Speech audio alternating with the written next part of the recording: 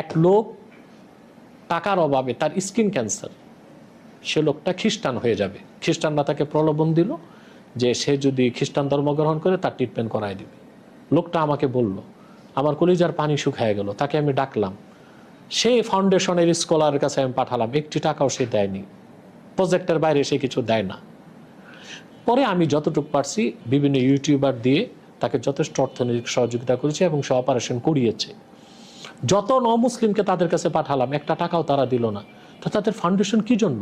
তো তারা অপেক্ষায় থাকে, বন্যা না হলে, ভূমিকম্প না হলে তাদের ফাউন্ডেশন তো চলবে না। সেজন্য আমি একটা দৃষ্টান্ত দিয়েছি যে বাঈউল আকফান, কাফন বিক্রেতাদের উপর আল্লাহ লানত আসে।